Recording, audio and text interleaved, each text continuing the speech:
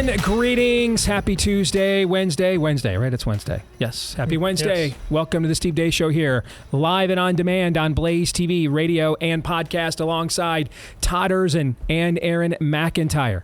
I'm Steve Deace. We're brought to you by our friends over at Freedom Project Academy. Just because we won the last election does not mean we have cleansed our institutions of wokeism, particularly in the education arena. I think we all know that's not the case. So if you are looking for homeschooled options for your kids this fall, maybe even want to give them some stuff over the course of the summertime to deprogram some of the things they got taught in the government school over the last school year, our friends at Freedom Project Academy are here for you. They've perfected the art of online learning over the last 15 years. They offer live, anytime homeschool classes for students in kindergarten through high school, built on Judeo-Christian values. FPA, they're dedicated to the mastery of subject matter, where students read full books, write in cursive, study the full course of history, graduate with knowledge and wisdom beyond their public school peers. They're taught how to think, not what to think. And to celebrate 15 years, FPA, they're offering their largest discount ever. Go to Freedom for School, FOR, freedomforschool.com, and save 15% on all their courses with the code STEVE15.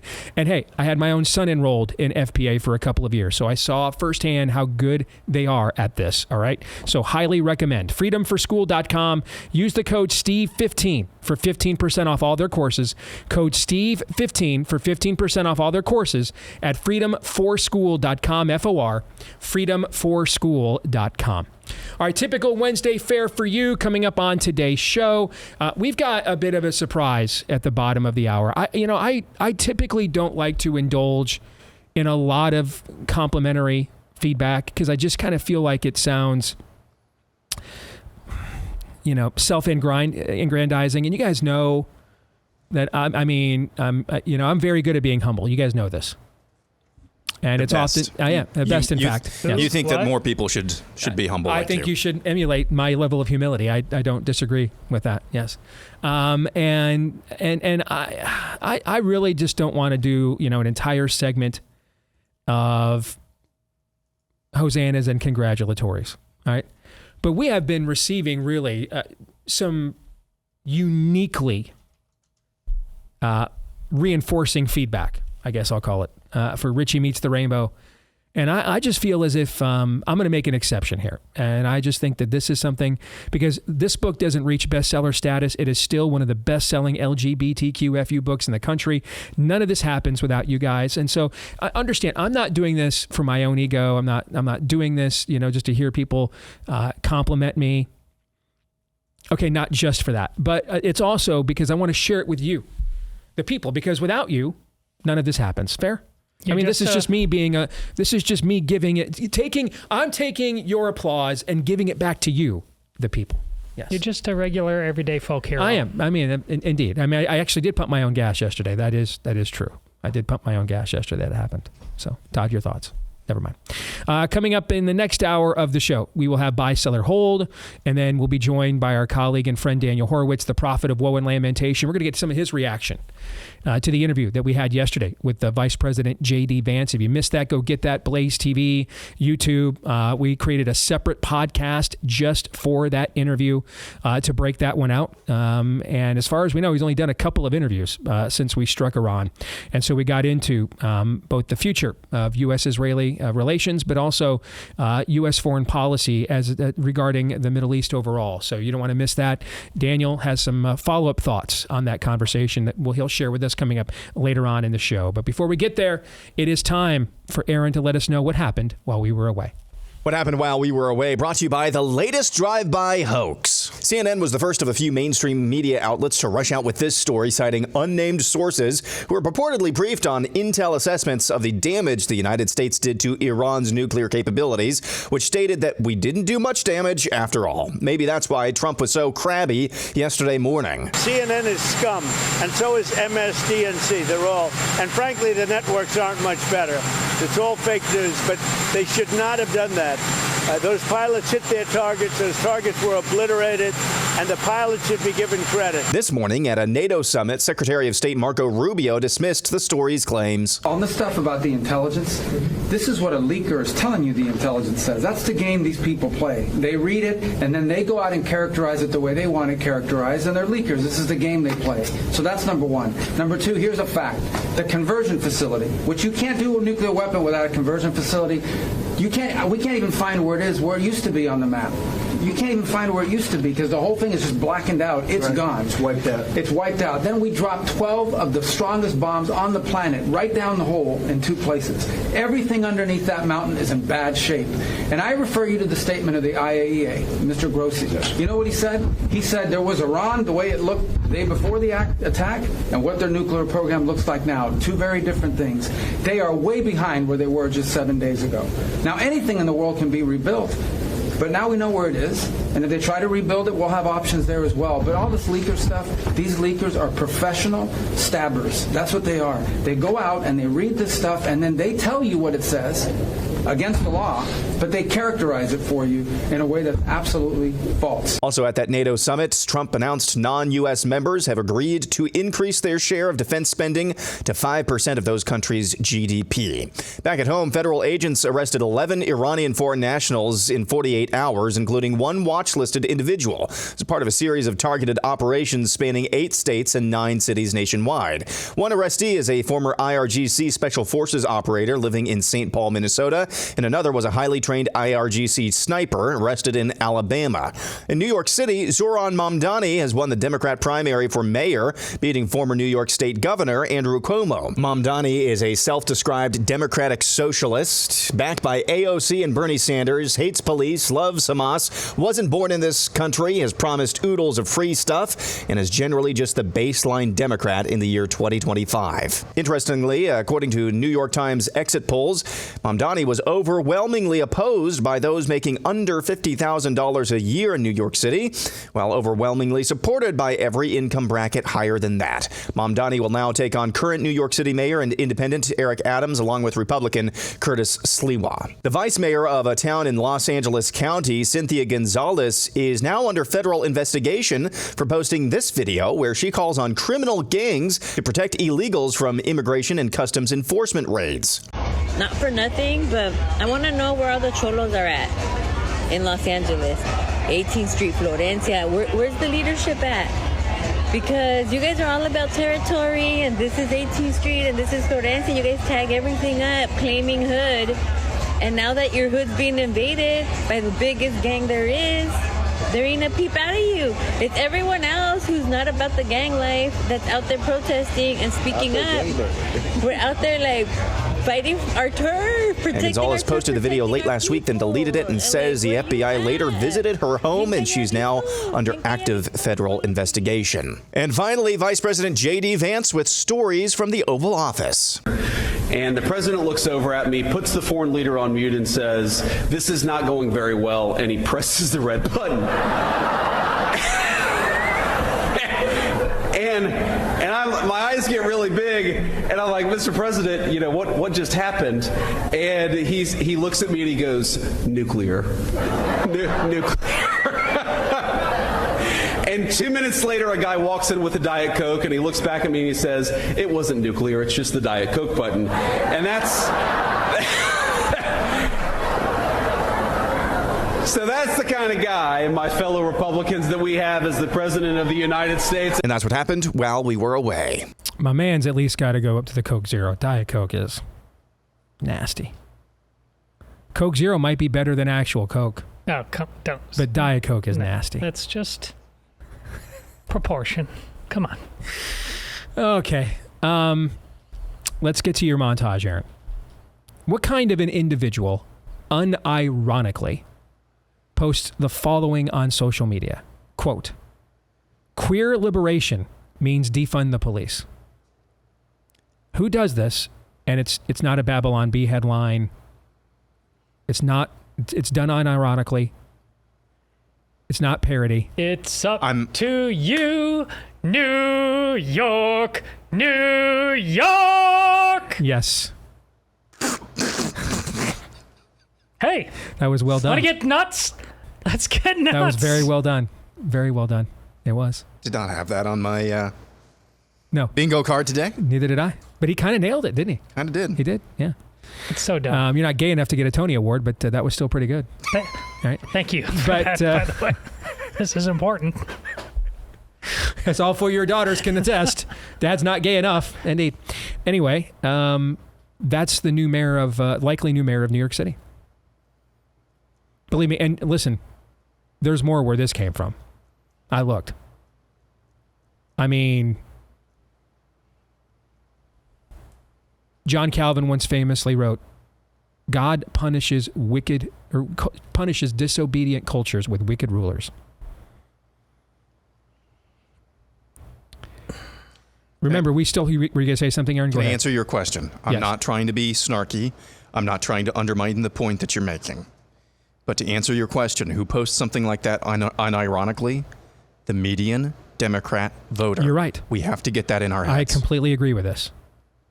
And I think, when Todd and I were growing up, Republicans got the rap for being the party of the rich, because typically the more well-off you were, the more likely you were going to vote Republican, because now that you're making a living and have some level of success, you don't want people robbing you for the work that you put into making that happen, right? There's an old joke Ronald Reagan used to tell when I was a kid. And he used to tell a joke about a very liberal family that came up to him at an event when he was running for president.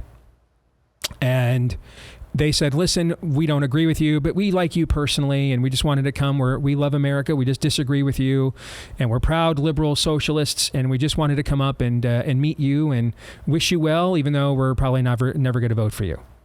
And he thought that, he took that graciously, as Reagan tended to do. And they wanted to introduce themselves, or their daughter, to Ronald Reagan. And so they introduced their daughter to Ronald Reagan, and he bends down and says, well, tell me about you. And she goes, well, I'm like my parents, I'm a socialist too. And he says to the little girl, well, let's test that. Okay, let's test that theory. Okay. Let's say that you do all the chores your parents want you to do, and they give you all the allowance. And then the neighbor kid down the street who didn't do any chores at his house or yours and didn't do anything, and he just comes over and takes about roughly half of it. What would you think about that? And the little girl's like, I would not like that. And then he looks at her and then looks at the parents and says, welcome to the Republican Party. Nice. Okay. So that was kind of the thing, right? People that were struggling could not necessarily enjoy the fullness of the American dream on their own, voted for the political party that took away from the people who earned those things and redistributed it to them, right? That was kind of the schema politically on this topic that we saw until Obama. And what we saw with Obama, and this has continued after him, and there, we wondered if this was just uniquely an Obama phenomenon, that he was winning wealthy voters, that he was more competitive in the suburbs than any Democrat had been in modern times. Was it maybe just, and we even discussed this during those years, was it just that these were just a bunch of worked over white, liberal guilt, voters that were anxious to demonstrate they had let go of their racism by voting for Obama? And so was it unique to maybe just him? Except what we've seen in elections since Obama left is this trend line has continued.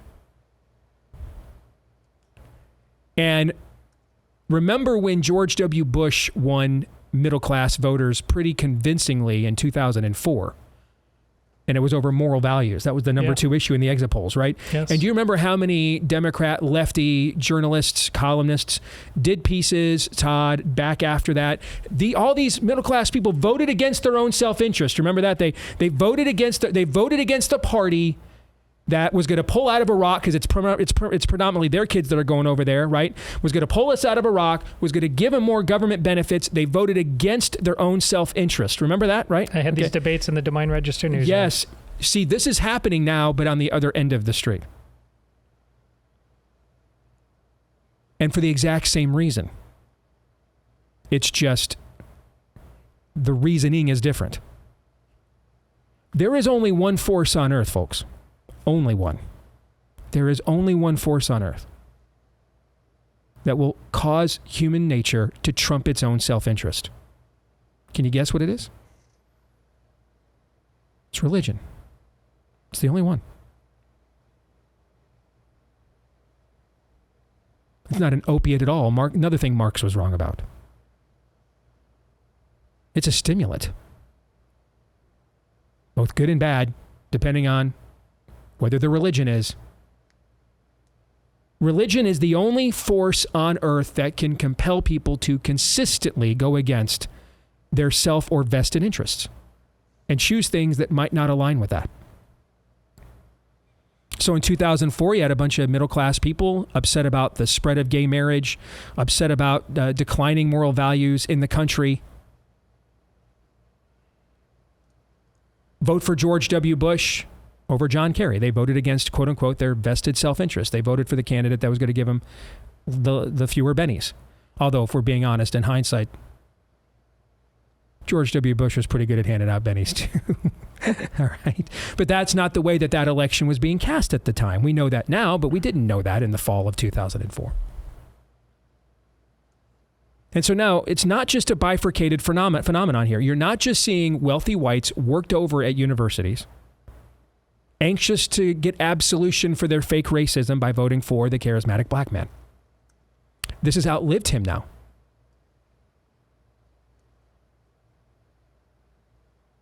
So what you're seeing now is actual true belief, folks. And we need to understand this. This is true belief.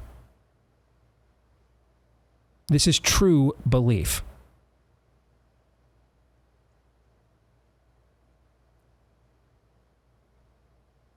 Why do you tithe to your church?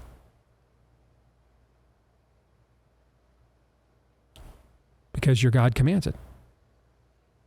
Why are they voting to pay more taxes themselves to their government? Because that's what their God commands.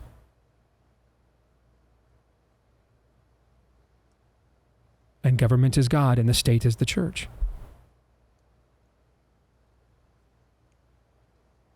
Never, ever forget this. Someone will always rule, and something will always be worshipped. Iron law of the universe, inescapable. In every situation with a being who has a soul, someone will always rule, and something must always be worshipped. They are now offering themselves up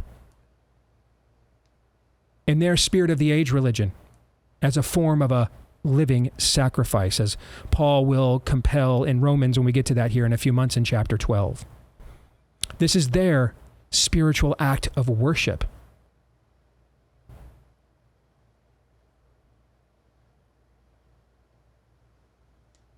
And we have to understand here that we're dealing with, it's fun to make fun of it, and in many cases I'm all for it, because I also think it demystifies it. It makes it less intimidating when we do. That's one of the whole points of why I wrote Richie Meets the Rainbow the way that I did. Right? To pull the pants down, to depant this specter over the culture called pride. But don't clown your opponent to the point, though, that you don't respect the motivations for why they are doing what they are doing. Don't underestimate that.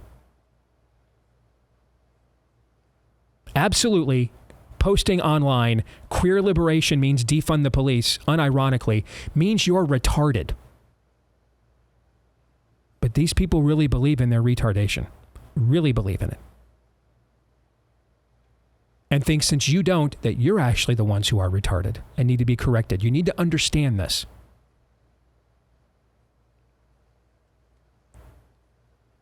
I think about our new friend, William Wolf. I got up this morning, hopped on X to get caught up on the headlines, and the first thing I saw on the For You feed was his reaction to this mayoral election in New York City last night. And he basically says, all my life, 9/11 happened when I was just entering into puberty. And all my life, all I heard was never forget, can never happen again, never forget. And now that city just elected a gay race communist, likely elected that guy their mayor 25 years later. See, I think those of you that are in the older generation wondering why your young men are just are questioning things. And previous even conservative orthodoxies on Israel and all these other things. Because they're inheriting a country that is the result of what happens when a previous generation of believer cared more about whether the Jews were going to retake the Temple Mount and how they could aid and abet said cause than retaking the school board down the street. And now they're raising your grandkids in this country. The level of radicalization that is going to come from these young men, I don't think you guys are ready for it yet. I see it in my own son, by the way. I mean, there are times my own son, my own 18-year-old son, will go right to DEFCON 1 at the slightest indication of racialism, for example. And I'll just be honest, it puts me on edge. I'm like, is this okay? Because they're tired of being told they're automatically the villains. They're tired of they do not want to inherit what we are passing on to them. They don't. They want to defeat it, actually. And they're very resentful that this is what's being handed down to them. They're very resentful about it. So we're going to have to figure out a way on multiple fronts how to take that angst and frustration and channel it in constructive ways, because we need that energy. And I do think the level of radicalization from the next generation of men, the opposition is not ready for it yet.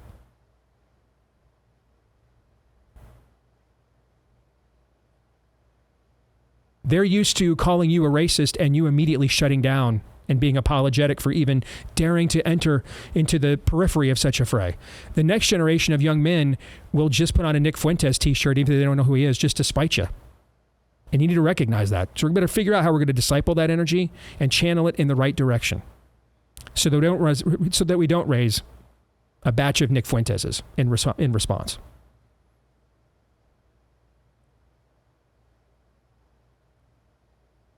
Because they are figuring out, they're inheriting the fact that the previous generation largely just dropped the ball.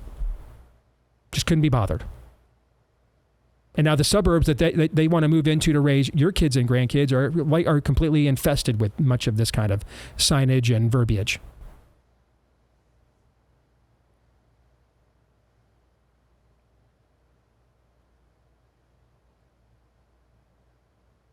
The level of commitment it takes to say, yes, please redistribute my wealth.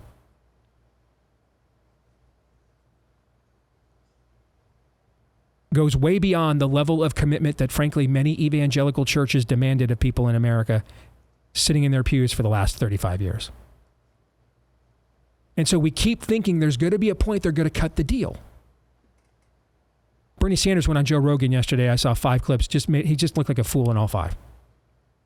But what do you call it, Todd? Invincible ignorance? Yes, I do. He doesn't realize that, nor does he care.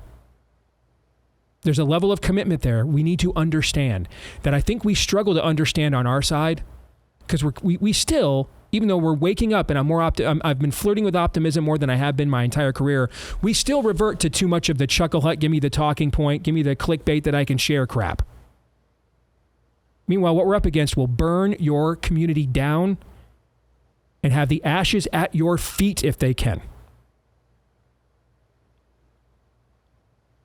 The most famous city in America, the one that the spirit of the age chose to strike down 25 years ago because it was a symbol of American exceptionalism, is now literally on the edge of electing a gay race communist foreigner as mayor.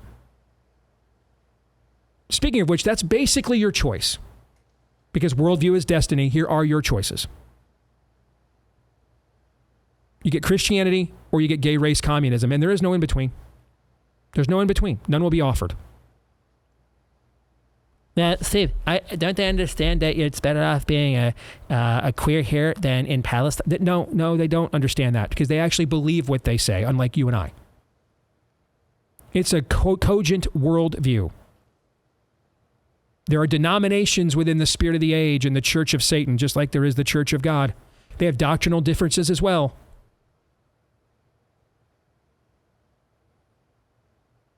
But when you see the state of Oklahoma and its fake Republican attorney general try to stop a Catholic school from being built in Oklahoma, you'll see a bunch of evangelical legal organizations that don't want to teach their kids Catholicism either, but they'll jump to the aid of the Catholic school to say, hey, that's not how we roll here in America, right? You put aside differences when there's a common threat against the overall framework of the worldview. See what I'm saying, right? They do that over there too, guys.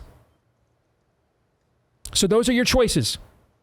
You're going to get Christianity, you get Christendom, or you get gay race communism. Those are your options. And there isn't in between. There isn't some libertarian ether of accommodation and just, we're all just here for wampum and maximum sensual bliss.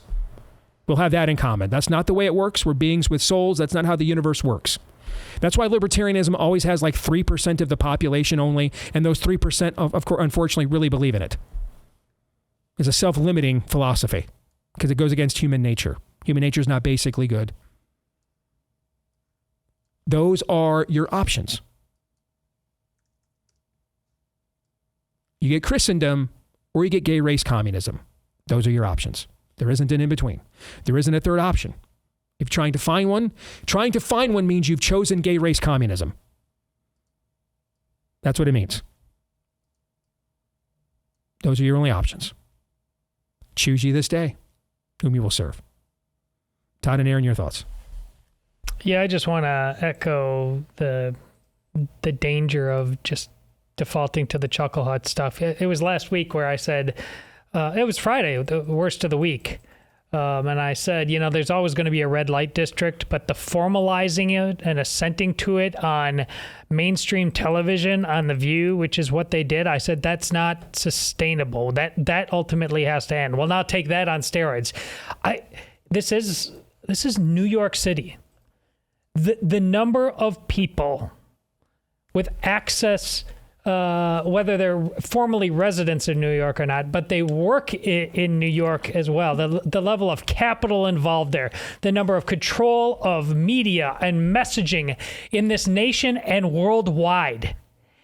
And if you all you have is a joke to offer, well, you do you, guys. We caught you in hypocrisy again. Yeah. Here come the clicks. Yes.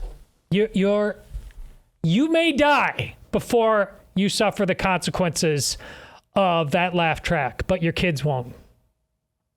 You got to stand in the gap of this. It is 2 men enter, 1 man leave on this worldview stuff. Like, I don't know what yes, go to your local school board here. I don't really know right now what to do in the face of this, but if this stays, all of America goes ultimately, not just New York. What you just described, Steve, is precisely what I was talking about yesterday when it comes to your endeavor to hold big tech accountable for its censorship, that this is not just a technocratic fight. This is not some sort of policy fight. It's an existential fight because these people really believe that what we believe, what we say to be good, true, and beautiful is the worst of the worst of the worst, and that we deserve to be censored for it. That's exactly what I was communicating yesterday. But I also say this. What we're seeing in New York has everything, and I mean everything, to do with immigration. I think I saw this morning around 40% of New York City, foreign-born. Yeah. Not second, third, fourth generation immigrants, foreign-born. I looked up the stat when the LA riots were going on. About the same amount of people in LA, foreign-born. Is that a problem when the number 1 and number 2 cities in your country have great populations of people, not second, third, fourth generation immigrants, but foreign-born, currently foreign-born population? What that's saying is that that's a different country. It's basically a different country, or well on its way to being a different country. Yes. And when you have a city, the largest city in our country, one of the leading cities in the world, that may be on the cusp of electing somebody who just became a citizen not that long ago of this country, and who espouses he has espoused communist ideology and just espouses a hatred of everything that this country was on paper supposed to be about. That's a death sentence, eventually, for this country. Preach. All right, let's lighten the mood a little bit because you guys have been really kind in the compliments and feedback on Richie, and I want to share some of those, the most heartfelt ones, of course. Coming up here next. Stay tuned.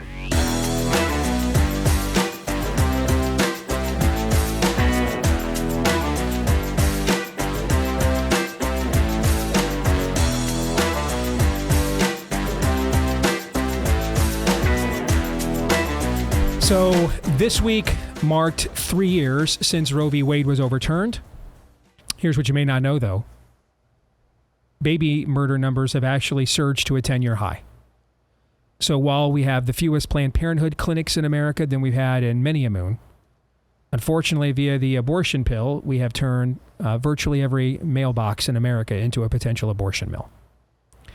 And that's why we need entities like our friends over at Preborn and their network of clinics. They stand in the gap as a counter to this. Last year, your generosity helped Preborn save nearly 70,000 babies, and I'd maybe go so far as to say maybe their mama's souls in the process.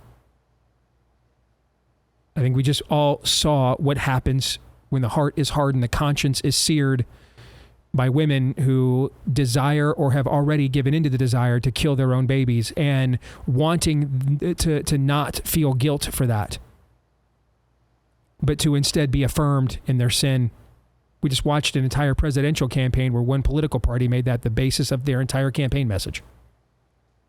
So that is what we are up against with the spirit of the age. Thankfully, we've got weapons like Preborn there. And they keep it simple. They just practice biblical persuasion, truth, and grace. They bring the truth to moms of that ultrasound so they can hear their baby's heartbeat and hopefully prick their conscience. And then they bring them grace when they choose life. They don't just leave them be. They are there to support them up to 2 years after the baby is born. All this stuff, by the way, is free for mom and her baby, though none of it actually is free, and that's where you and I come in. You want to make a tax-deductible donation today to cover those costs. Go to preborn.com/Steve. For as little as $28, you can fund an ultrasound that gives a baby better than 2-to-1 odds to survive their mama today. Preborn.com/Steve is where you can go. That's preborn.com/Steve, or just dial pound 250 and say the keyword baby on your mobile phone. All right, coming up, we will get to... Oh, can I say one last thing on New York City? Do not flee New York City and move to our red states and then just vote for the exact same people. Don't do that. And this is, by the way, why your red state governor needs to be hardcore on culture war issues, because it'll keep those people that would come to your state and just vote Democrat, it'll keep them where they're at.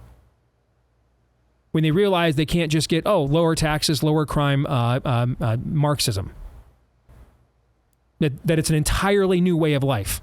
You see this in Florida, for example. I've read up-teen stories in the last year from people who fled New York, California, moved to Florida, and then it was so right-wing they just left. Yes, that's the point. Yes. When I was a kid, they said it's the economy, stupid. I've been saying my whole career, it's the culture, stupid. It's the culture. It's the culture. It's the culture. So no, I saw Republican politicians online today voting, urging people to move to their red states. Don't do that. Don't do that. That's stupid. Why would you want an influx of New Yorkers into Texas? Why would you want that? Unless they're people that are going to vote the way that you want, why would you want that? Texas needs money. They're poor there. They're not. They're not. So why would you do that? No, you don't want that. Keep that there. Don't come here and spread your social contagion here. Don't come take over the suburbs here. Don't do that. Stay there. And so just like we can enact policies where we take the bennies away from illegal aliens and they'll self-deport because they can't have jobs and they can't get on the welfare state dole, you need to be looking at it that way in your red state. You need hardcore, like what we just did in Iowa, just taking gender completely out of the code. That's the kind of thing that if you're in Minnesota or Illinois, states that border us with communist governors, and you're like, well, maybe I could leave Minneapolis and Chicago and have lower tax, lower crime, communism in Des Moines. No. Just cut you right off at the knees there. No, not doing that. If your red state needs to have hardcore culture policies, because that'll be the sifting process. That's the people who realize, oh wait, no, I got to take the whole worldview here. I can't just get half of what I want from you guys and then stain your other half and call it progress. That I have to take a full comprehensive worldview, the same worldview that leads you to not have as much crime and not have as many taxes, also is to not have as many genders and not have as many abortions and not have as many trainee blue-haired teachers. Yeah. It's all one cogent worldview. So that's the toll to get on the red state freeway.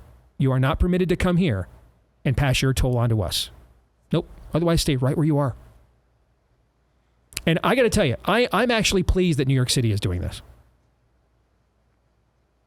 The reason being is human nature in its total depraved state, we won't even begin the process of digging ourselves out of the hole that we put ourselves in until we hit rock bottom. It's very clear a lot of people still have not suffered enough and faced enough consequences for their actions. So, the Lord's going to prove John Calvin right on this point yet again. That he punishes disobedient cultures with wicked rulers. Enjoy your queer liberation as the police are defunded.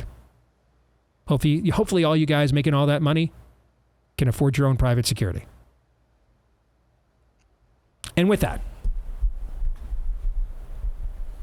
it's not often I do this. I mean, I've told you guys for years, the truth of the matter is it's probably at least 10-1 the amount of complimentary notes I get to criticisms. But what is more likely going to get read on the show when we do a Feedback Friday every single time? Criticisms. They're more interesting. They're more fun to respond to. You know, it's not as monotonous to listen to. People just pat me on the back the entire time. Although I do appreciate that, right? But I'm going to kind of make an exception here. I mean, I am, after all, now a certified LGBTQ FU, and the FU stands for Forgive You. I'm a certified LGBTQ FU author. How many other people? Rush never accomplished that. Beck's never done that. Levin's never done that. Hannity's never done that. Bill O'Reilly's never done that. I think this requires an extra level of hosannas, Todd. Don't you think so? You want me to talk about myself, yes, don't you? Yes, by all means. Yes. And it's just not every day somebody from our side gets to be a certified LGBTQ FU author. I dropped a bunch of books off at the post office yesterday. Hundreds of them.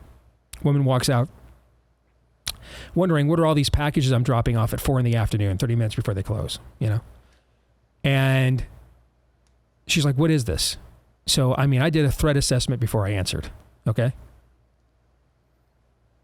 Rainbow bracelet, rainbow painted fingernails. I told her it's a children's book, just in time for Father's Day. That's what I told her, all right? Because when there's even a remote possibility, young man, that you may be in the presence of a crazy woman, what do I always say, Todd? Flee! Flee! Run, you fools! Yes, run. Yes, run. Get out. There's no W there, only L's. The scope of the L is all that will be determined here, but an L it will be nevertheless. However, we have received a bunch of W's from fans of this book, and I just thought we should take a few minutes and revel in these rather unique congratulations. You guys good with it?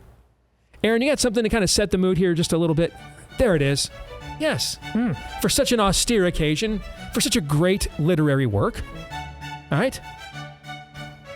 And I want to thank our kind friends at Amazon who were kind enough to compile all these positive reviews for us. J.P. Ziller. He was kind enough to give Richie Meets the Rainbow 1 star. Because it's anti-gay propaganda. Don't be fooled by the deceptive marketing. This is hateful anti-gay propaganda from a far-right Twitter pundit. I mean, that part's true. Then there's Luis. Luis also says, with a 1-star review, very kind, Luis, thank you. Luis also says, not recommended. I mean, I could have told you that. I wrote the thing. Anyway, let's find out what Luis thinks. She thinks, quote, please pray for the individuals who feel so threatened. They felt the need to write a book to troll LGBTQ during Pride Month and abuse politics to sell books.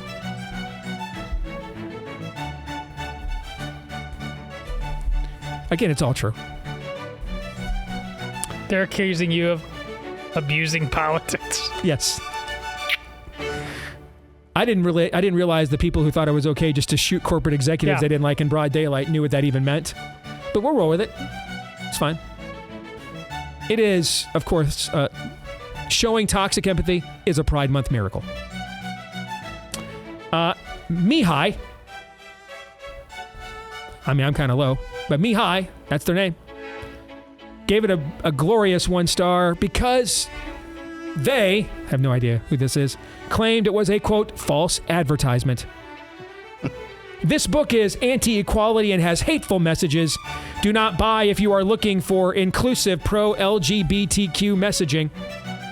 Something tells me Mihai might be me down about $15 because we got them to buy this book and they realized they stepped on the rake and fell for it. You think that's what maybe Mihai is a little me down about? What do you think? So.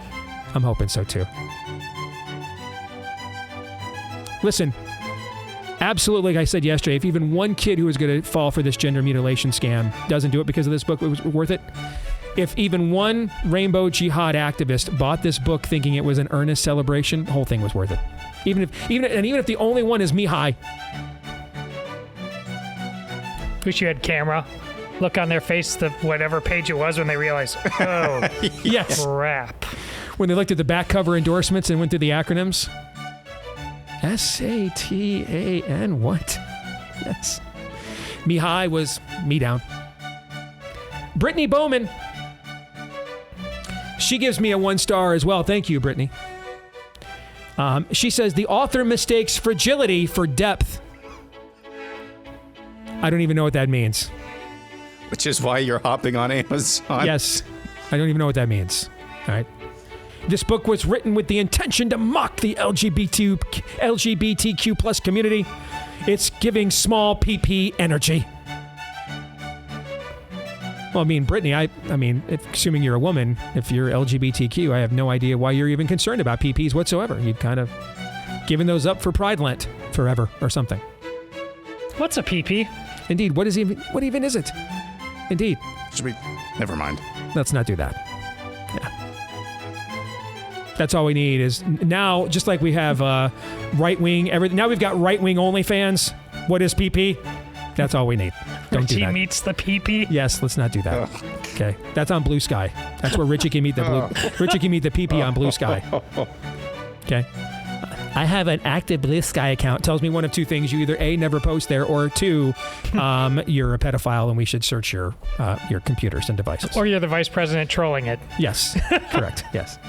Eric reads. Good of you to do that, Eric. Good of you to read. Eric gives it 1 star because he says it's deceptive and filled with hate. This is a deceptive book, pretending to be supportive, but is actually filled with hateful, anti-LGBTQ plus messaging. I tried to give Eric a little oomph, assuming he's a little light in the loafers there. I'll try to add a little testosterone to the read there for Eric. Do you think I did Eric justice? No. Michelle Bold. Please tell me that's your real name. You can't gloss yourself. That's a violation. Can't gloss yourself. Can't do that. Michelle, go ahead. It's the gay community. I think that horse left the barn. You can still do that? Yeah, that's true. Michelle Bold gives it 1 star, said sad, angry messaging. Anti-LGBT messaging, pretending to be a kid's book. Now, that part's not true. It is absolutely a kid's book. The other part about anti-LGBT messaging is entirely true. Michelle is correct about that, but it really is a kid's book. It really is. Gotham writes, I'm sure that's their real name. I'm sure they came out of the womb and mom and dad looked at each other and said, call it Gotham. I'm sure that's what they did. Gotham says the author of that book wrote it because he feels threatened by the LGBT community. It's shameful, and it shouldn't even be allowed for sale here. Tolerance Boulevard, folks, is always a one-way street. Never forget. You know, it's actually true. We feel threatened by the LGBT community. You know why?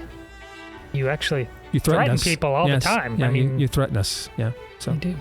I'm the kind of guy, I'm just not what you're used to. I know you're used to, sweater-vested, khaki-panted pastor. Just letting you sit there in the pews for, 19 years and never confront you one time. To quote the great prophet Ice Cube, I ain't the one. That ain't me, bro. You threaten me? I'm going to let you know I feel threatened. Yeah, if you don't let DOBs use the restroom alongside your daughters, you're a bigot. Yes. And why do you feel threatened? Correct. Roseanne M., not to be confused with Roseanne B. She's posting some bangers, the kinds of things I can't share with you here on the show. But Roseanne has been posting some bangers lately. We've shared some of those privately, and they shall remain there. All right. Roseanne M., though, not to be confused with Roseanne B. Totally inappropriate. Bring back the classics and stop grooming children. I think Roseanne got double psyched out here, double faked out with her 1-star review. Didn't realize that we're actually on her team. But I'm maybe more complimented by this one than all the rest we've shared so far. We psyched out our own side on this one, guys. 4-dimensional chess? Yes. And then finally, unknown Amazon customer gives it 1 star because it's anti-LGBTQ, quote, bigoted nonsense. Listen, we made a 24-page children's book rhyme using terms like sleazy communist and unrepentant savages.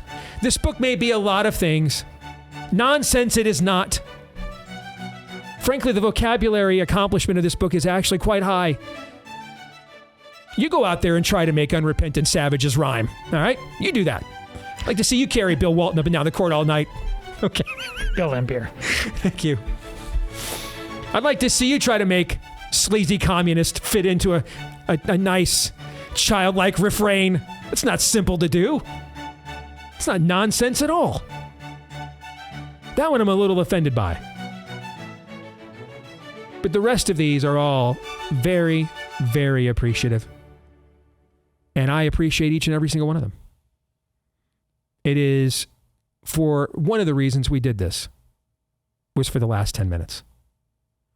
Because when you throw a rock into a pack of dogs, the one that yelped is the one you hit.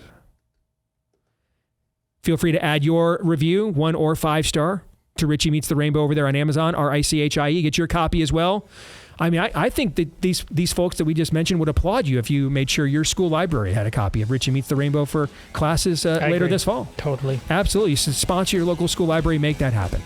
All right, Richie Meets the Rainbow, RICHIE on Amazon.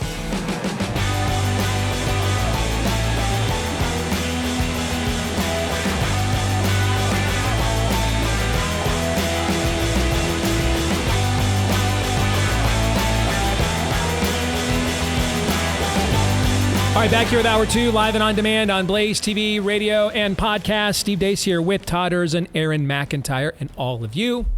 You can all let us know what you think about what we think via the stevedeace.com inbox by emailing the show, steve@stevedeace.com. That's DEACE.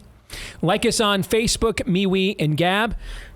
Pardon me. You can follow me at Steve Deace Show on X, Instagram, and TikTok. Please don't forget to subscribe to our new YouTube channel.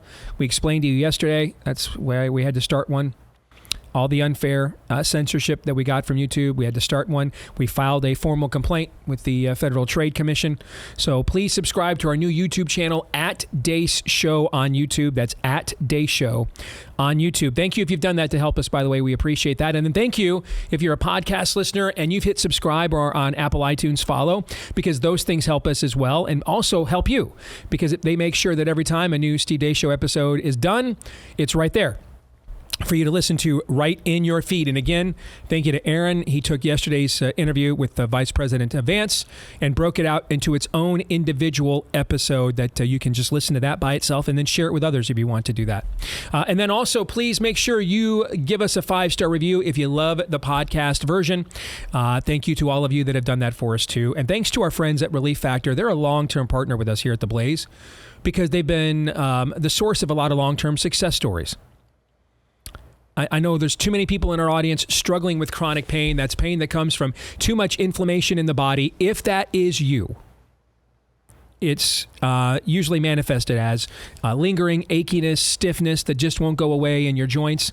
Well, that's where Relief Factor comes in. It's the drug-free supplement created by physicians who can prescribe drugs, but they wanted to do something that didn't come with side effects for too many people and also dealt with the cause, the inflammation, not just masking the symptoms. And that something is Relief Factor. Now, no guarantee, but over the years, over 1 million people have done the 3-week quick start for Relief Factor. 70% of them saw such great results long-term, like Deborah Ann here. She had been struggling with hip pain for many, many years. She got on Relief Factor. That pain went away. That's why she stuck with Relief Factor. No guarantees, but 70% odds. For just $20 to see if you don't see a difference in your pain level in 3 weeks or less, that's a pretty good bet. Why not make it today? Go to relieffactor.com. That's relieffactor.com. Again, go to relieffactor.com. Get started on the 3-week quick start today at relieffactor.com. And we'll get started right now on buy, sell, or hold. We'll get through as many of these as we can. Then what remains will be held over for our beloved subscribers in the overtime today at blazetv.com/Deace. Aaron has the submissions. Todd, you and I have not seen them. Aaron will select the ones that you and I will consider. We will buy it. We will sell it. We are permitted to hold, but you should understand that holding is a clear violation of the dude code and does come with, shall we say, stiff penalties. And if you hold, Todd, you are going to be forced to learn from Lindsey Graham himself what a wargasm is. You will be forced to learn. No? No. Aaron, let's roll. We'll begin again with Brutus.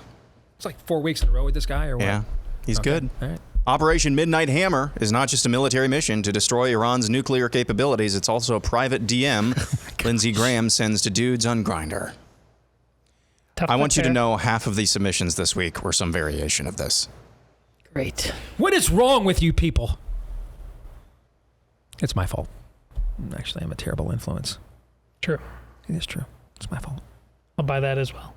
But I will buy this, 100%. Yeah, this is the easiest buy probably of the week, right off the bat. You bet. In fact, Lindsey probably thought his phone had been hacked. When he saw Trump come out and refer to it as Operation Midnight Hammer, he probably thought, he looked at his phone. He looked at his phone Yeah, and thought, real nervous. Yeah, I mean, they got me. Yes, indeed. Yes. We got to address this. This is from Coop. Buy, sell, or hold, you break Pat Gray's lightning bolt again. I've never broken it one time. What is going on here? I'm seeing a lot of chatter blaming you for breaking his lightning bolt. I have no idea. My guess is it's probably a gag because it's a nice way to dig at me for commandeering their studio too many times during the year when I go down there, which I feel bad about, but it's the place they put me. It's not my fault. But I didn't break Pat's lightning bolt. I did not. I did not break it. Never broken it. I have no idea what we're talking about. It's kind of an inside joke for their show. But yeah, I've never broken the lightning bolt. Jim has the top 5 John Candy films: Spaceballs, Uncle Buck, Cool Runnings, Planes, Trains, and Automobiles, and The Great Outdoors. Feels like something is missing, doesn't it? I mean, my goodness. Like Stripes? There's Stripes, there's Volunteers, there's... The Great Outdoors cannot be number 1, though. It's really good. It's good, but it cannot be better than Uncle Buck. And it can't absolutely be better than Planes, Trains, and Automobiles. It can't be. It can't be. I'll take the list because they just don't do that like that anymore. I mean... There was like an 8-year period where my man was Cash Money Homie. Yes. Yeah. All right, I'll buy. Next, we go to Dingo Ate Your Baby. Oh, my gosh. Some of these names... I don't even want to ask what they mean. No, that's from Seinfeld. Oh, that's right. I forgot about that. Well, they quote that, but it's an actual story. But it's actually from something else. In Australia. Yeah. says a modern version of William F. Buckley's firing line could be a success today if the right person or platform produced it. So for those of you that are too old to too young to remember what this was, and I'm barely old enough to remember but firing line was kind of the precursor to CNN did Crossfire. That was very popular when we were kids. The McLaughlin Group, which we emulate here on our show once a week. But William F. Buckley would bring in his most famous episodes were with a very liberal author named Gore Vidal. And threatened to punch him on air once. Yes, and these were just all knockdown, drag out debates with the other side. Okay, and a lot of them were liberal friends of William F. Buckley. They just come on and just essentially destroy each other. So. I'm going to sell because I don't think we're capable of this today. I don't. I think the level of zealotry. I think if you went and watched what they were debating and has ferociously at the time of firing line, with the level of existential stakes of things we're debating today, maybe the closest we get to Buckley is what Scott Jennings is doing on CNN with these clips that go viral all the time. And I just, I don't think we can handle this as a culture. I don't. I'm going to sell. Yeah, sell as well. Next. And I don't say that gladly, by the way. I don't. I think things have become such a zero-sum game. Listen, I'm frankly surprised Scott Jennings hasn't been harmed yet. And I don't say that with a tinge of humor or snark. I am genuinely surprised he has not been physically harmed. He just embarrasses these people on I guess it's kind of national television at CNN. Next up, we go to Comfortable Bribe, Mount Rushmore of TV show dads. Uncle Phil from Fresh Prince, Tim Taylor from Home Improvement, Herman Munster from The Munsters, and Ward Cleaver from Leave It to Beaver. How does Uncle Phil from Fresh Prince get on that list? And there's no Father Knows Best. There's no Mike Brady. How does that guy get on the list? Do you know? That was an odd list, and I mean, I know why you didn't include him, given what's happened later. But how does Bill Cosby not on the list? Well, that's why. Yeah. I think I saw every episode of The Fresh Prince. I have no idea. Not only he was. You saw every episode of The Fresh Prince? I think I might have seen every episode. All right, when it was on. I have no idea though how he's on that list, so I have to sell because it just doesn't mean I'm like offended at the character, but he doesn't belong in that level of pantheon. No way. I got to sell on that.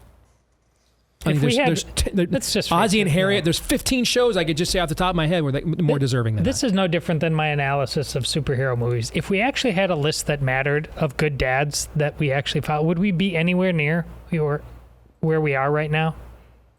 Fair. I don't think you can come up with a list that meets the test because we just didn't care.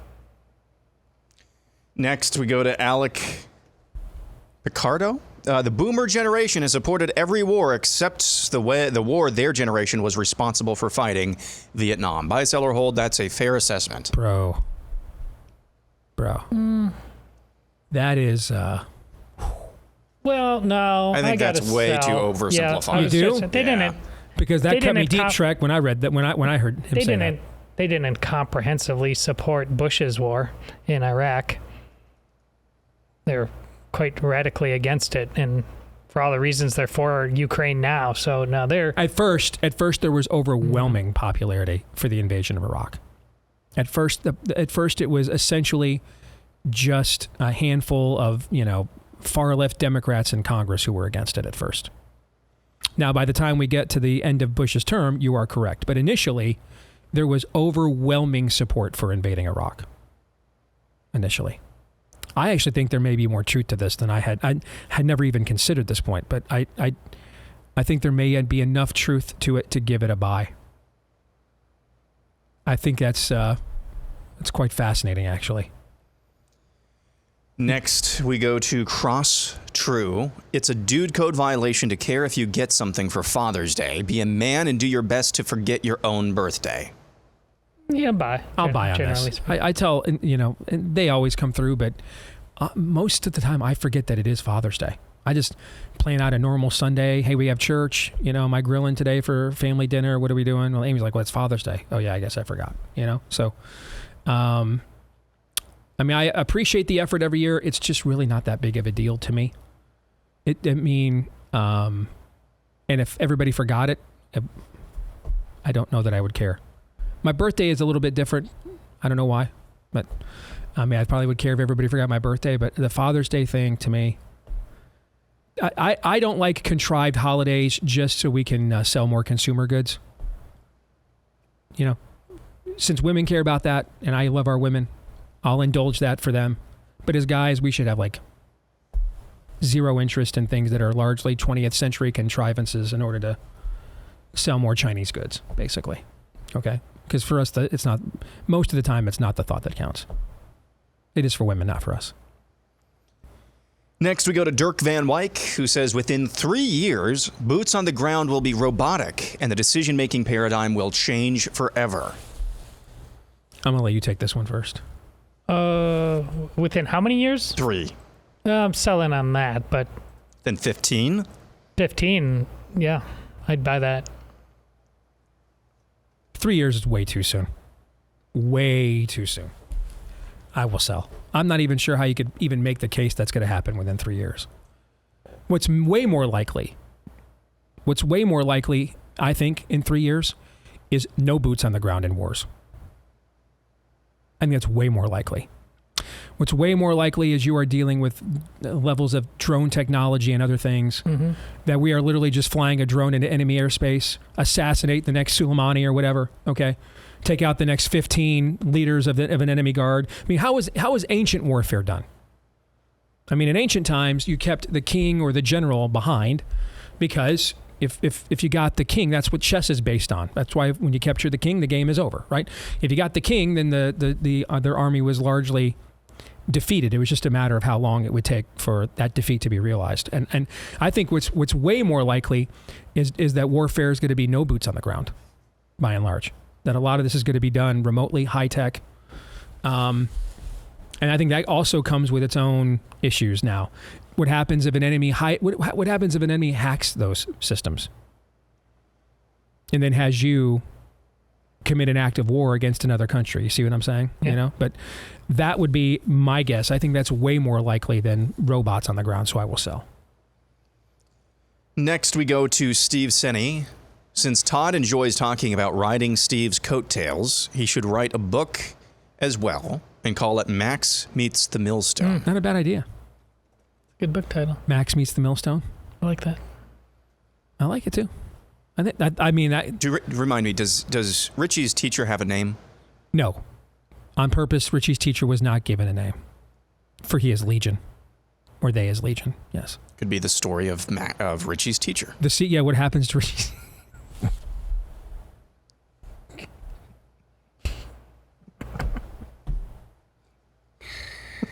His name should have just been Mr. Lee John. Lee John? That's good. That is good. There you go. We're starting a franchise here. Dude, it's not Friday yet. You need to ease back. You're rhyming, you're singing for us. Save it for Friday. That's your day. We got the rest of the week. Save it for Friday. Don't spend it all in one place. New York inspires me. What can I say? Next, we go to Hammer O'Justice, who says the FBI whistleblowers will sadly never be made whole. I'm going to sell on this because that's not acceptable. I think the pressure campaign has really just begun. Yeah, I agree. That's not acceptable. I mean, that's like buy, sell, or hold. I will starve. This is not acceptable. That's just not an acceptable proposition that cannot be made to happen, cannot be permitted to happen, and therefore it won't. So I'm going to sell. It's just inexcusable. Can't happen. Absolutely inexcusable. Sell. I'm going with that.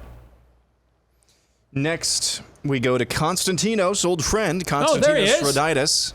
It's been a minute. With bagging an interview with Vice President Vance, the Steve Deace Show is no longer other programming, but you're still not going to get an invite to speak at CPAC. 100% that's true at the end.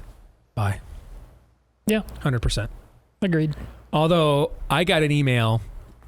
I've had it teed up for Feedback Friday, but since it seamlessly fits in here, I'll share it now. Guy named Alton sent me a note. Dude, now that you are an LGBTQ best-selling author, you will be permitted to finally speak at CPAC. Yes. Yep. Guys, Van Jones spoke at CPAC before me. Van Jones did. Stop and consider that. Van Jones spoke at CPAC before It'd be me. a bit of a letdown if you got invited at this point. At this point, it would go against brand. Yeah, we just should not get invited. Yeah. You know, even if people friendly to us end up taking it over, I might just send a private note. Hey, don't ever invite me. I want to keep this gag going. Yes, indeed. Yes. Next, we go to Joe, who says Todd has an anonymous burner account where he posts all of his sports bro thoughts and argues for wanting to just be left alone. Yes. Yes, that has to be true, and it would be hilarious if it was. So I will buy the house that's not true. You know me better than that. It's Todd ranking. It's his burner account ranking his favorite toy lightsaber fights. This one is epic, guys. The anonymity is so loathsome to me. No. Oh gosh, my favorite was this dude who came up to me in Dallas, or outside of Dallas. Daniel and I did this event with Rick Green and the folks at Patriot Academy in rural Texas, right after Thanksgiving, or right before Thanksgiving last year. And this guy comes up to me, and I mean, just completely, fanboy, kind of stuff. Okay, and then was like, and please help Todd. Tell Todd, some of us have to be anonymous, all right, because of our jobs. But I absolutely love you guys. Blah blah blah blah blah blah blah. All right. Then he told me what his online name was. Then he starts showing up in my feed. Nothing's changed. I've not said anything, done anything to this guy whatsoever. I was very nice to him when he came up to me at this event, and then of course, like, starts showing up in my feed, just like blasting me for the dumbest of reasons. Okay? Not to your face. Yeah, not to my face. When he but anonymous. Oh no, to my face. It was pure slurpage to my face. Yeah, pure slurpage. Yeah. We see you, Anon-Con. Yeah. Never change. That being said, I need you to have a burner account where you're already listing your fantasy football rankings for a draft that is still 2 months away. Yes, I think America needs this, Aaron. Don't you think? It needs to happen. All right. I think so. Yeah. Even if you create one and it's just a troll. That'd be a great troll. Oh. All right. Nope. That'd be a great troll. I promise you, America, hand to God, all of my Connor Stallions takes will appear under my name and my name only. I can promise America, so am I. Next, we go to James.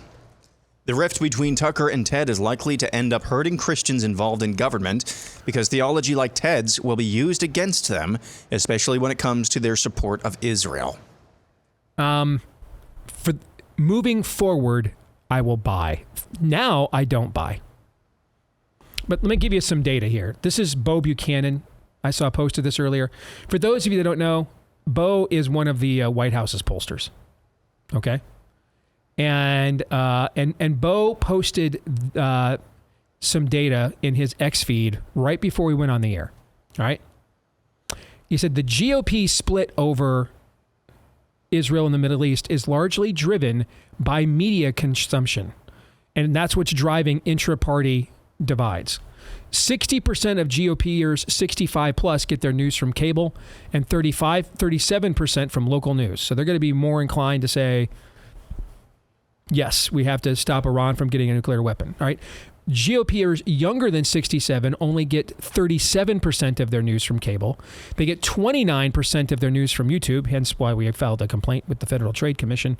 27% from Facebook, 20% from podcasts like us.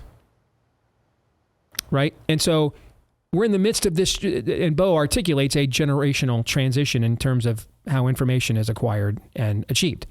We're not there yet, okay? But for the next generation, I do agree. If the best we have is one particular nuanced interpretation of Genesis 12:3 to even apply to a secular government in a country that I am very supportive of, but is also way gayer than we are. Israel's even way gayer than we are.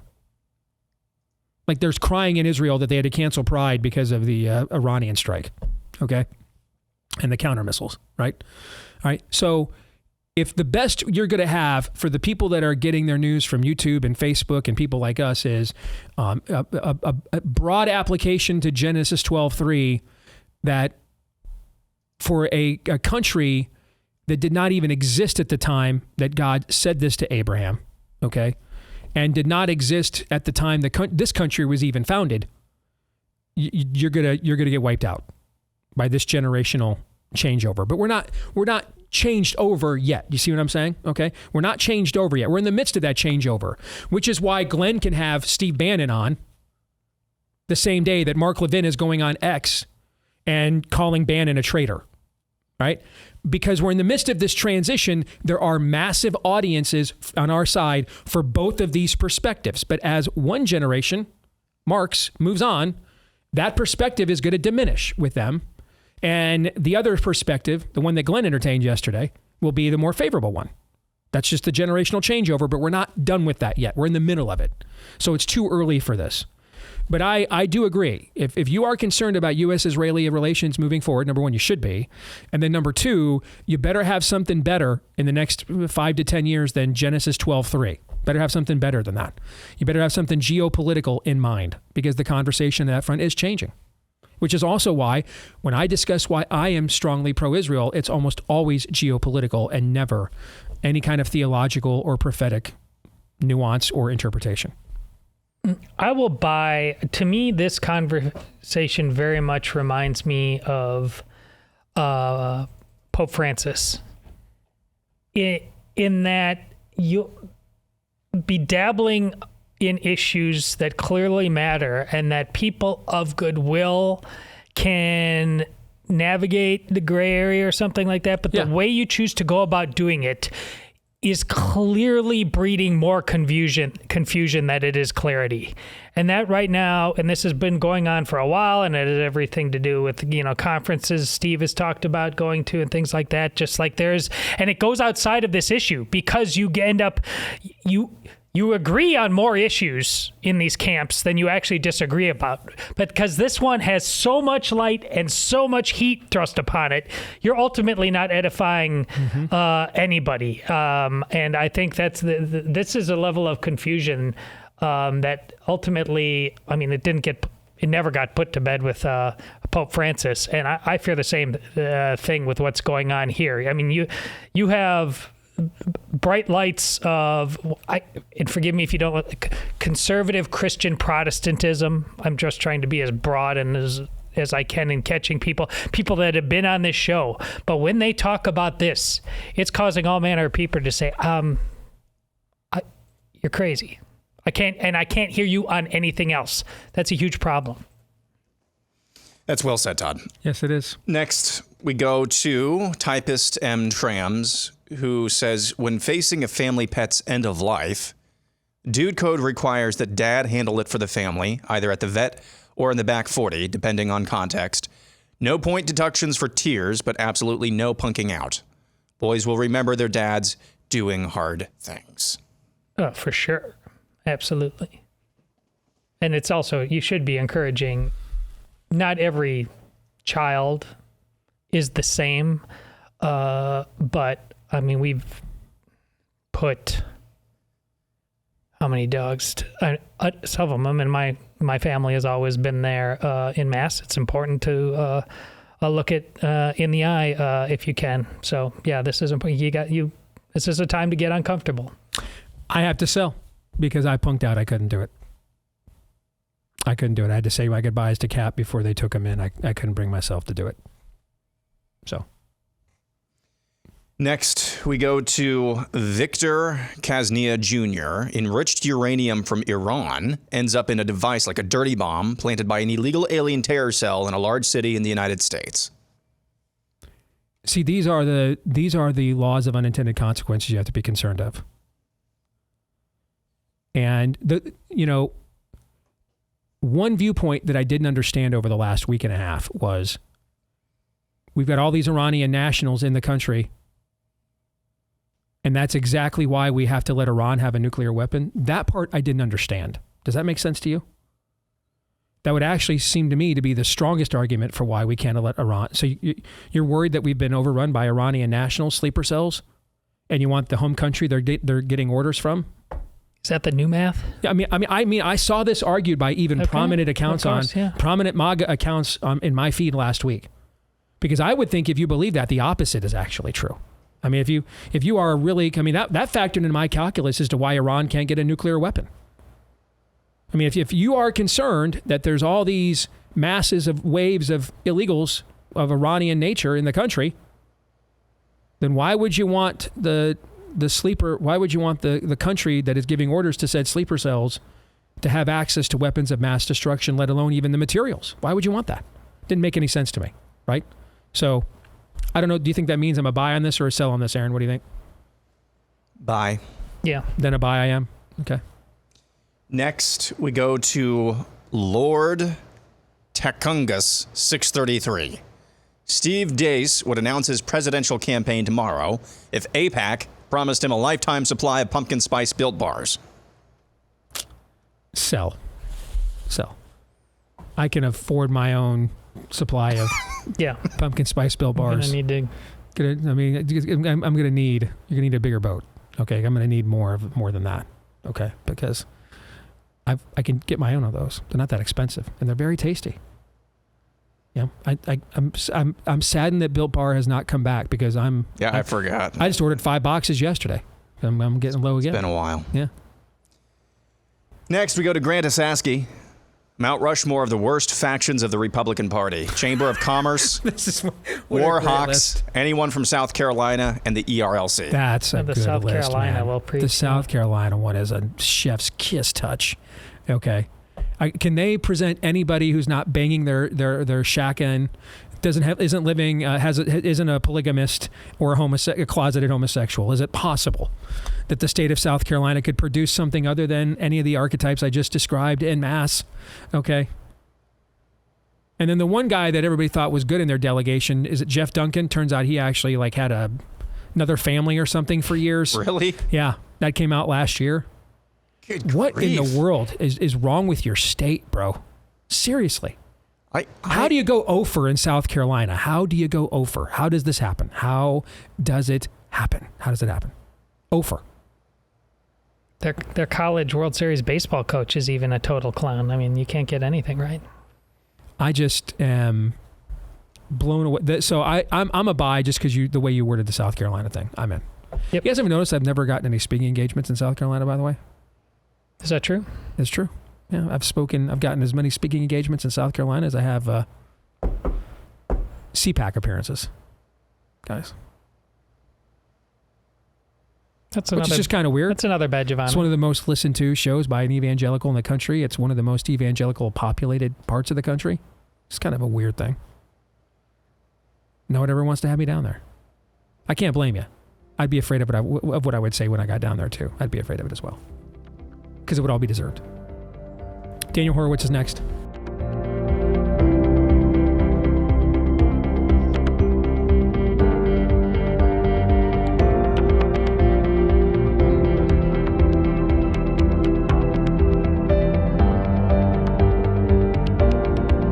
Well, we have been proud to be partnered with Jace Medical on this show for the last few years because of the timing of when they came on board.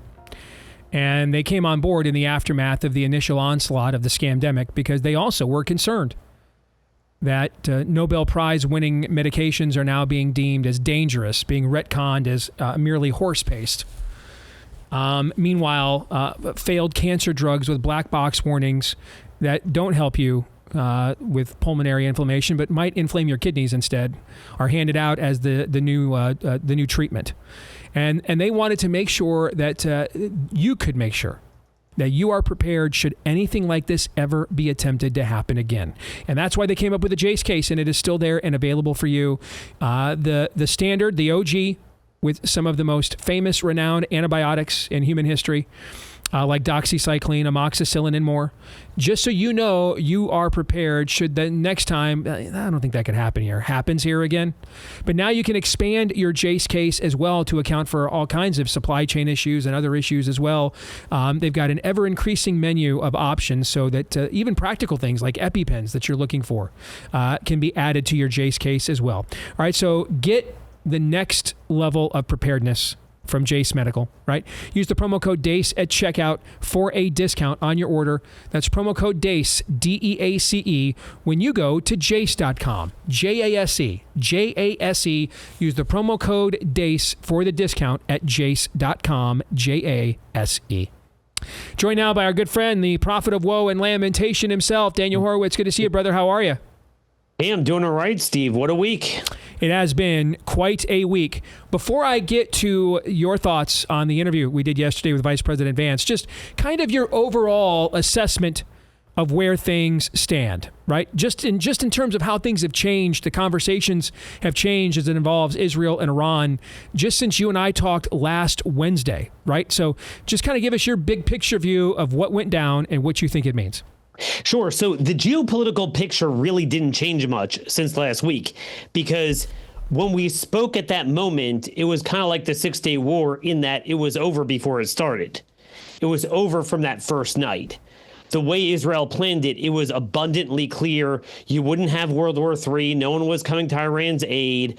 It was clear that strategically they could no longer fight a war. They didn't have an army. They didn't have an air force. It was a dwindling supply of rockets that Israel was, taking it on the chin themselves. It didn't affect anyone else. And then the question just was whether Trump would finish off the nuclear facilities or not. And obviously he did. What I think did change is that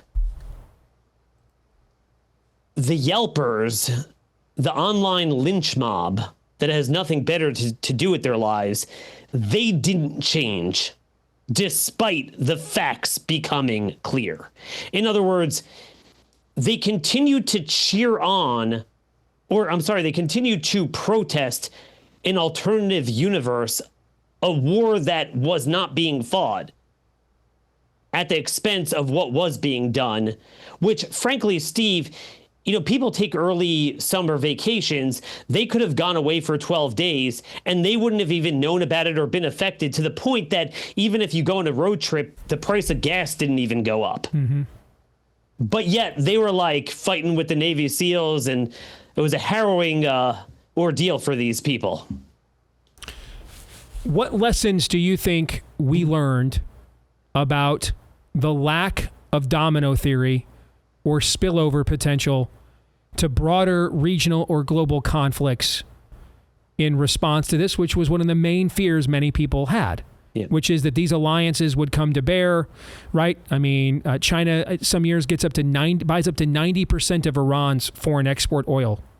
All right, so there were a lot of, I think, concerns about this. I don't have a problem with people having concerns after the fact or before the fact, but I do think, exactly. But I think now that we've watched this play out and realized maybe much of the world's frankly kind of tired of Iran's act, to be honest with you. Okay, so what do you think that means moving forward? So I think Iran is a different story with regard to the alliances.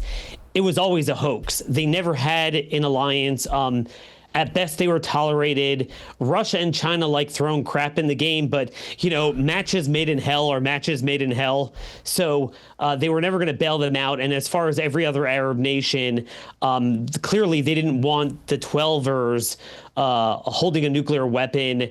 And which is why not only did the government support it, Jordan supported Israel, but you didn't even see any human protest in Arab capitals, or in fact, as always, there's more protests in Western countries because we've let the garbage in than even in the Arab countries. So I think that was never a thing.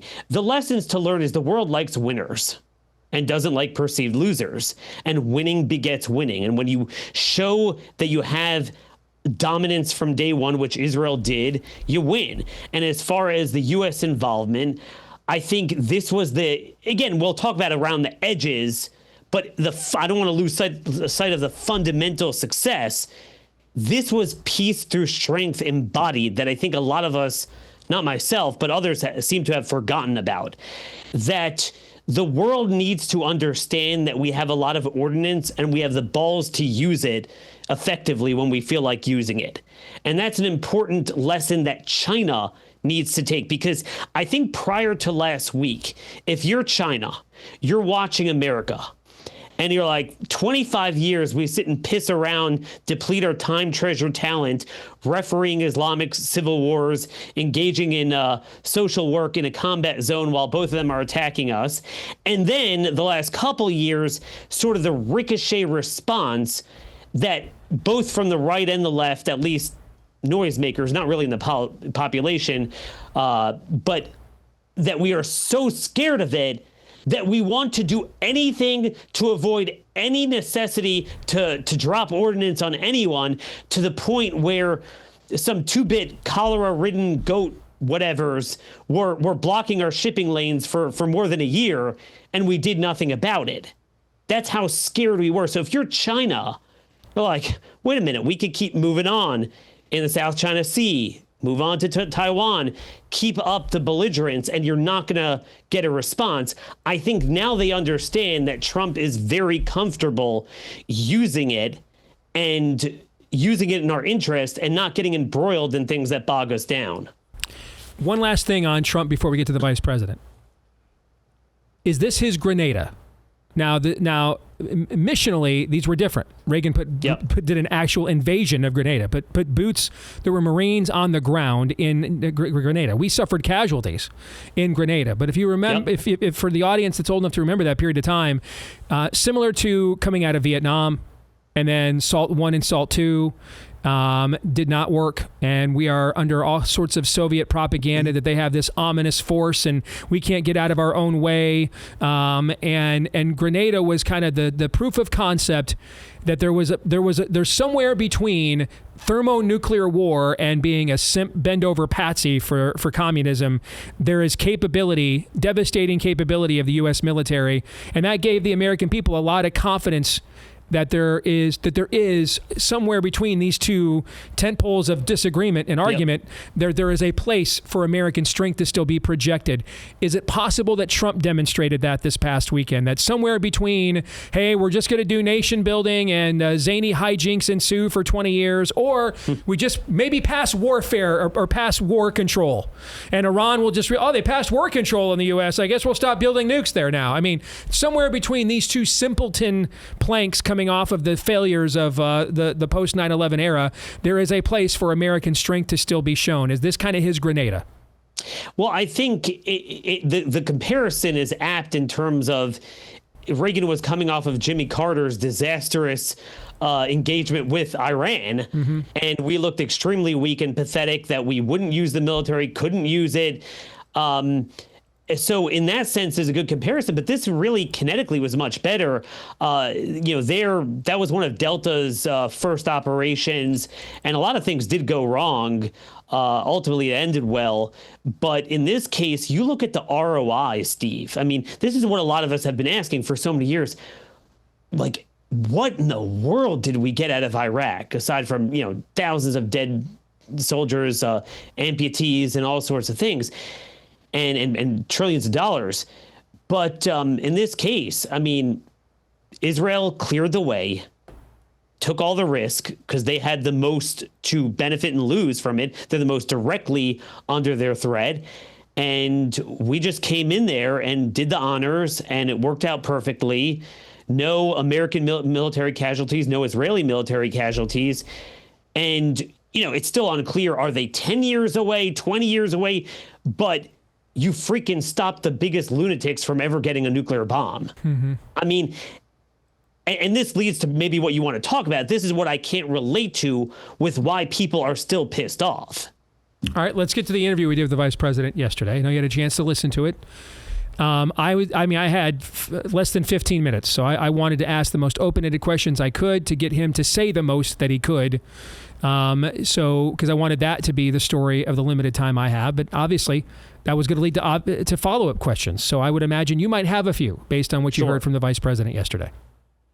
So the first one is one you can't ask him because it's unfair. He is not his own person. He has to work for the president of the United States.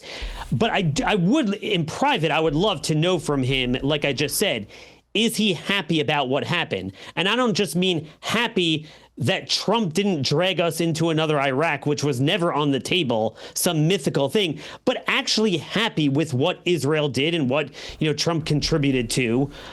Because, I think it's pretty clear he was opposed to it, which is his right to counsel the president in that direction. And then when the president made the decision, he faithfully joined with it and didn't undermine it. You can make an argument that you want to have contrarian voices when you're talking about these kinds of situations. And that's fine. And again, believe, Steve, I always have my list of to-do lists of what we need to do. Going after Iran really wasn't one of them.